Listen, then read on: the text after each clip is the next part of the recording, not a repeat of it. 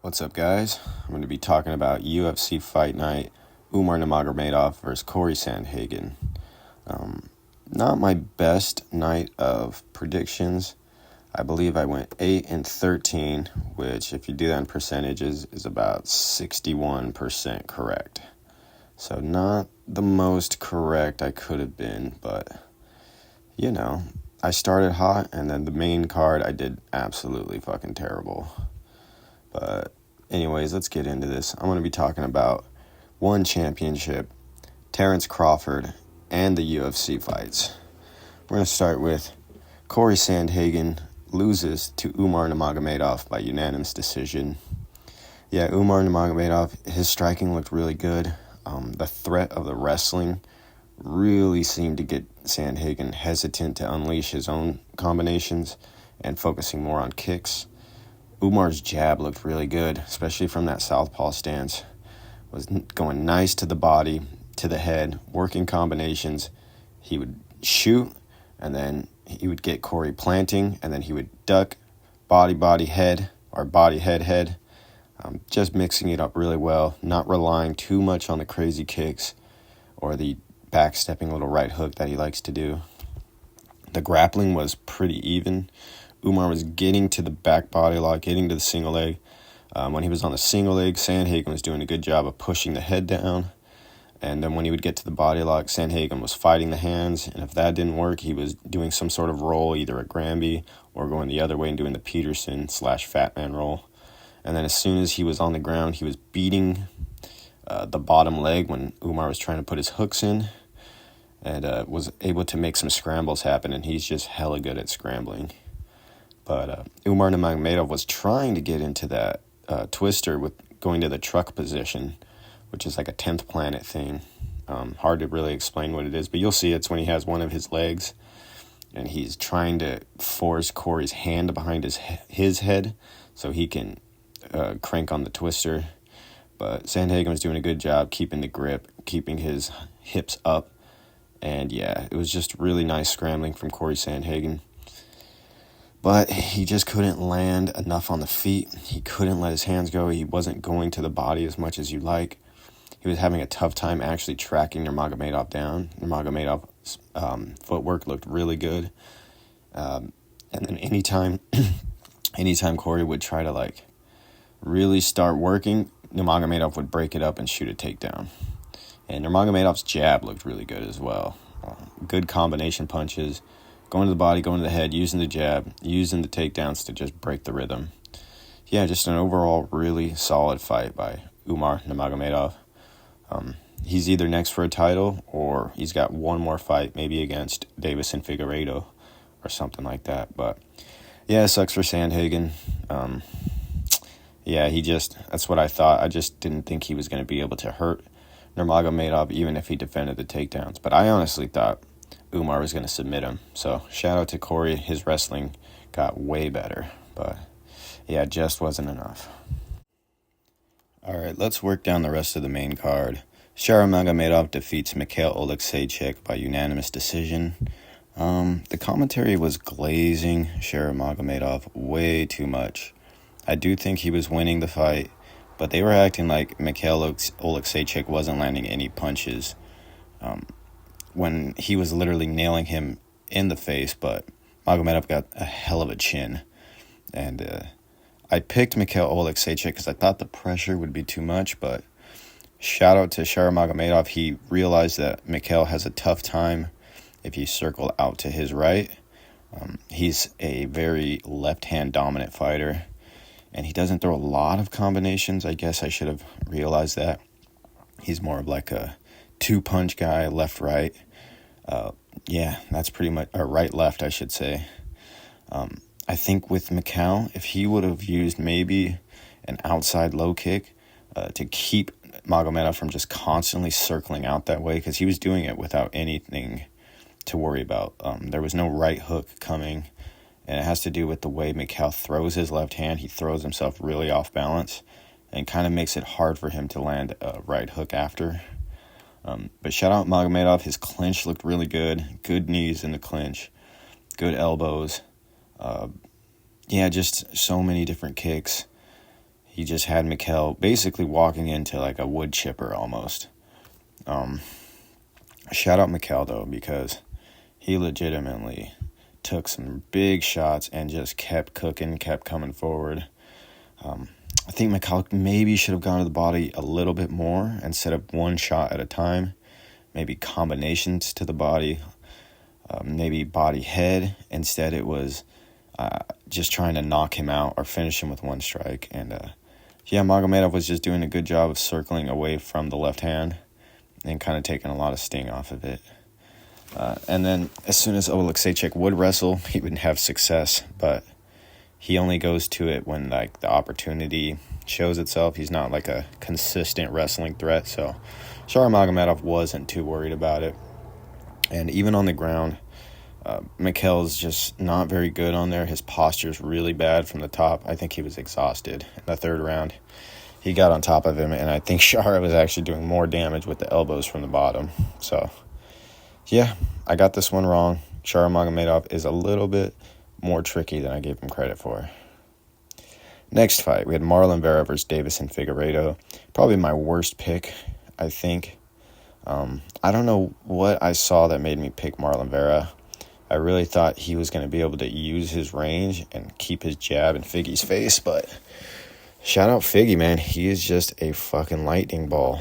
He's so fast, and he hits so hard. Becomes the first man to drop Marlon Vera in the third round with just a blitzing right hand.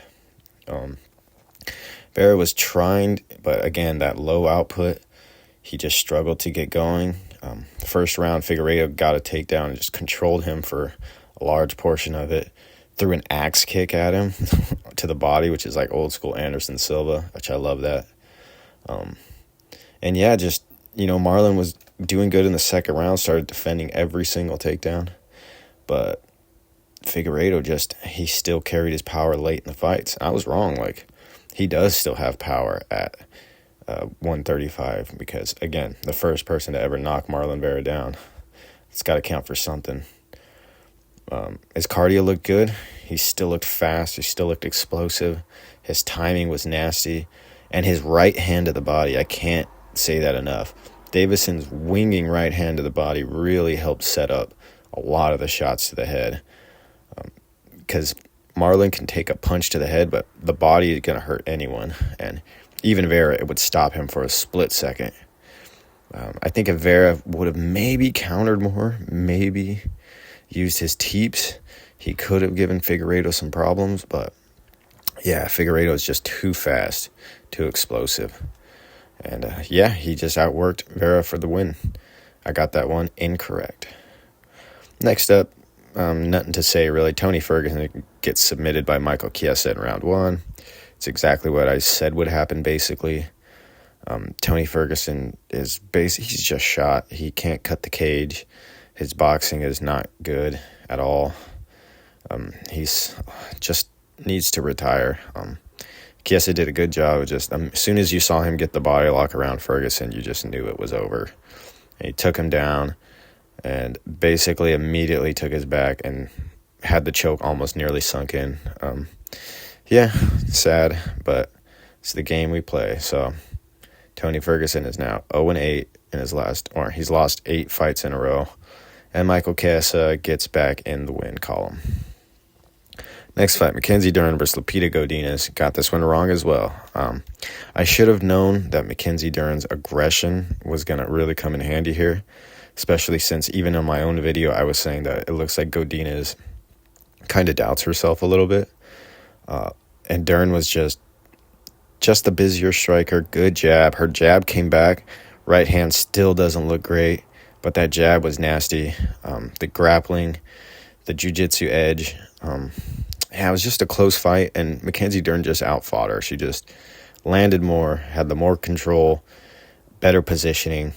Yeah, pretty decent fight. I think Godinez could have won this fight if she maybe would have been on the front foot a little bit, but yeah, Mackenzie Dern, one thing you can say about her is she goes out there and she's aggro as fuck. So shout out Big Mac. She got the one right.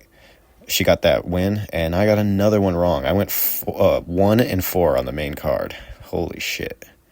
And this next one really makes me look bad. Joel Alvarez becomes the first man to TKO Elves Brenner in the third round. Lands a beautiful left hook. Follows it up, getting into the clinch, and just knees Brenner to death. Man, Joel Alvarez must have crazy aura when he's in there. Not to sound like a fucking little kid, but yeah, bro. He had Brenner twitching and moving and doing all these big movements, and he would just calmly stand in front of him and boom, jab. Boom, jab. Brenner was just headhunting the whole time. A couple low kicks here and there, but not like using it to set up things. He was just moving and trying to burst across space and land big combos, and Joel Alvarez was just staying nice and principled, keeping his jab out there. He was doing this good thing where he would jab Brenner, get Brenner to swing back, and just, boom, catch him with another shot and counter him. His jab just looked nasty. His right hands, right high kick. As soon as he would get Brenner against the fence, he would do some sort of big technique and then come in with punches and then get to the clinch. I didn't realize how much Brenner utilizes his wrestling to win, but against someone like Alvarez, that just wasn't going to work. Alvarez was just too big and his pressure was just slowly getting to Brenner, and Brenner just looked like he was freaking out. I think if maybe he would have landed some more body punches and more than one or two strike combinations, I think he could have given Joel Alvarez a little bit more to think about. But shout out Joel Alvarez, because he's just got a very calm, patient style, and as soon as he hurts you, he goes in there to finish. So, yeah, shout out Joel Alvarez. What a fight. All right, I'm going to speed through these ones. Alonzo Menefield defeated by Azamat Murzakanov by second-round knockout. Pretty much exactly what I said. I thought Murzakanov, as the southpaw, using the left to the body, using the left to the head, I just thought he would be able to finish Menefield. I thought he was the better striker. And yeah, he went out there and did it. Looked like he was getting a little tired, but shit, didn't matter when he was able to catch Menefield. Still had big power even if he was tired. So yeah, sucks for Menefield, but shout out Murzakanov. Muhammad Yahya gets defeated by Kaue Fernandez. Yep, like I said, yeah, I didn't see what Yahya could do. Fernandez was too athletic, too big. His kicks were too good. And yeah, he just basically kicked him until he came in crashing into the clinch and just got caught with a big right hook and finished. And that's what I said, first round knockout by Fernandez, and it happened. Shamil Gaziev clinches Dontel Mays to a decision. Watched this on like 2x speed, so nothing to say about it, just a bad fight. But I picked Gaziev, and I think everyone did. Guram Kutateladze defeats Jordan Vucenic by unanimous decision. I think Vucenic lost this for himself by trying to grapple so much.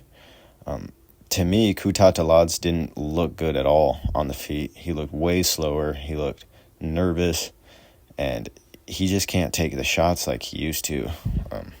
Vucenic drops him in the first round, and then for some reason in the second round, I don't know if he started getting tired, but he was just trying to mix in the grappling, and Guram's size helped him neutralize that and just barely squeak out the second and third rounds. I think if Vucenic could have just been a little bit more willing to just be on the feet and let it go, he could have still got the better of the exchanges.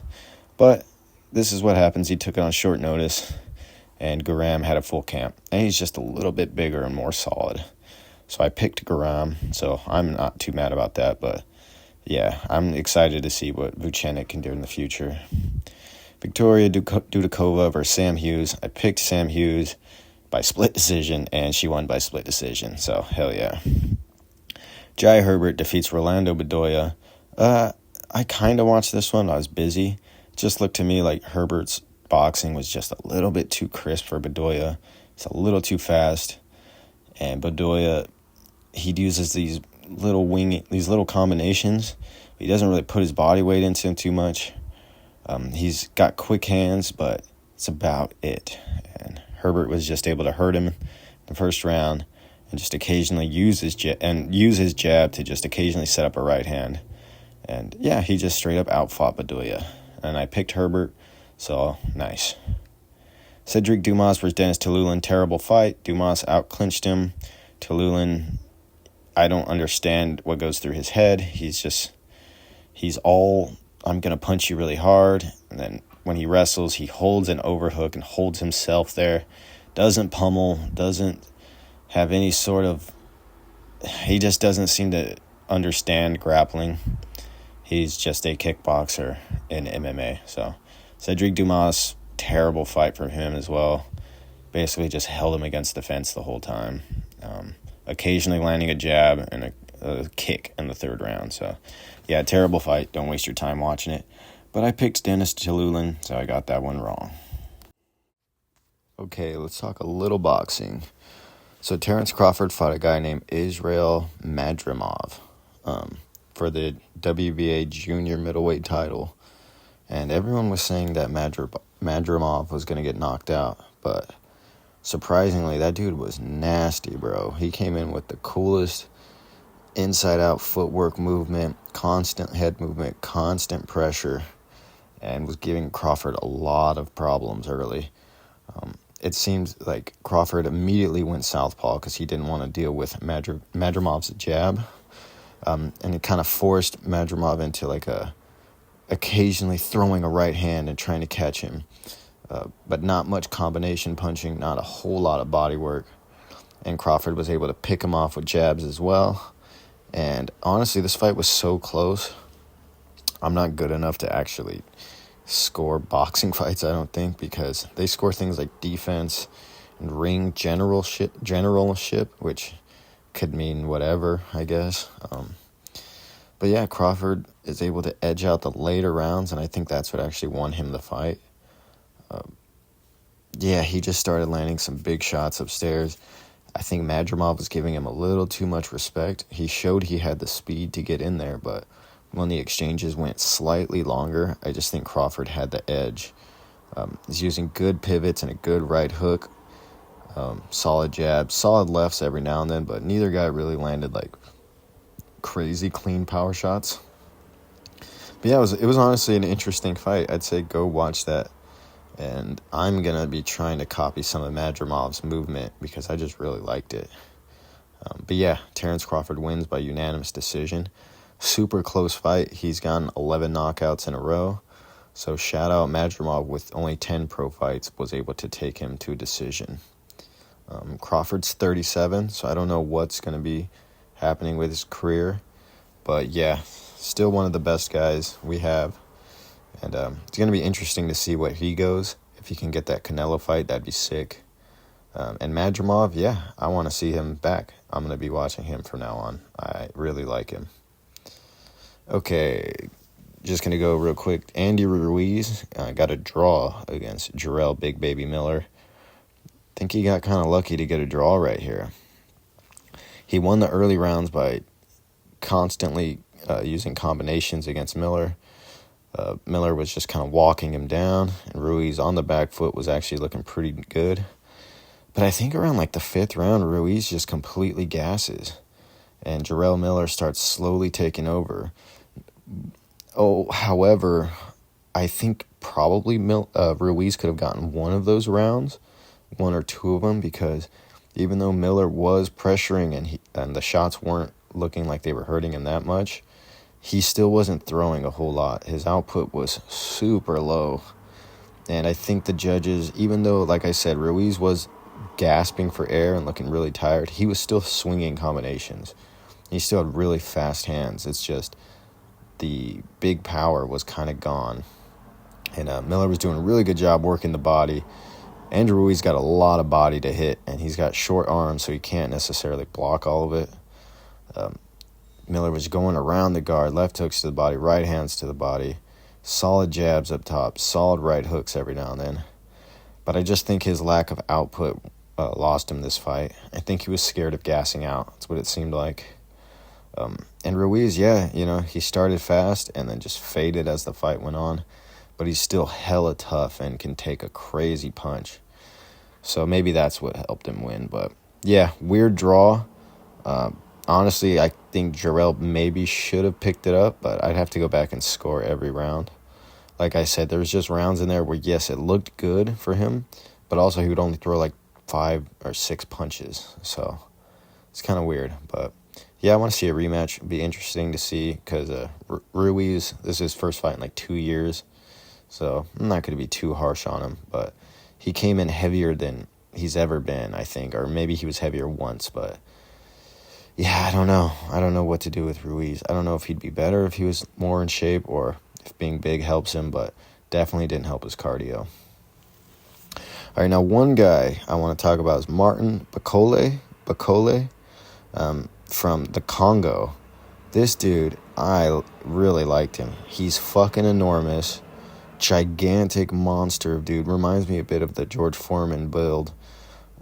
Defeats Jared Anderson by 5th round knockout. Big guy, really solid jabs, really nice straight punches, really good uppercuts. He just bullied Anderson. He was just too big, too strong.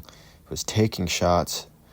And Anderson was out there moving, beautifully boxing, but he would just get hit by one big right hand from Bakole and just go wobbly. And then Bakole would knock him down. I believe he knocked him down 2 or 3 times in the whole fight. Yeah, like I said, I don't have anything technical to say. I just really thought Martin Bakole looked really cool for being that big and gigantic and long-ass arms, man. I'm telling you, he was hitting Anderson from halfway across the ring. So, yeah, tough for Anderson. I never heard of him until this fight, but watching him, you can see that he's pretty good, but Bakole was just a monster and was able to just, outslug him, basically. So, Martin Bakole, I'm going to be watching out for him.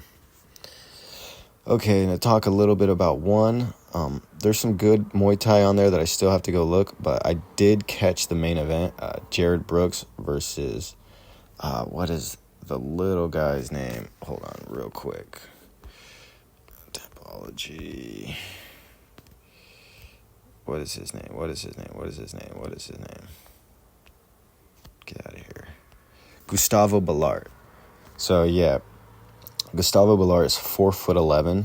I'd never heard about him until I listened to Jack Slack's podcast. But he's a Olympic wrestler, I believe, for Cuba. And Jared Brooks, the monkey god, I had a video up of him knocking himself out a long time ago. I believe that's still the only time he's ever been knocked out, so he's his own worst enemy. But yeah, he came to this fight, and everyone was thinking that Gustavo was going to have the wrestling advantage, and Jared immediately shoots and takes him down. Has him on his back. Shout out Gustavo, he's able to get up. But then Miller does this, or not Miller, sorry, but Monkey God does this weird ass, he has, I don't even know what to call it, this weird grip on his arm and basically just drags him down to the ground and gets his back immediately. And there the jiu-jitsu really showed. Gets the rear naked choke. No neck on Ballart, but still just the squeeze of Miller. He just slowly cinched it in and forced him to tap out. Yeah, was not seeing that coming. I was thinking Ballart was going to win, but shout out Monkey God. And there's also some good Muay Thai you can go check out on that card, but I'm kind of running out of steam here, so I'm going to call it for this episode. I'll be coming with my predictions tomorrow night, and I'm going to try to hopefully get that win percentage up. I really would like to be in the 70s. I think if I can get 70% of my fights correct, I'd feel a lot better. But yeah, thank you for watching. Like the video if you just like the video, please. All right, take care, guys. Bye. Okay, let's talk a little boxing. So Terrence Crawford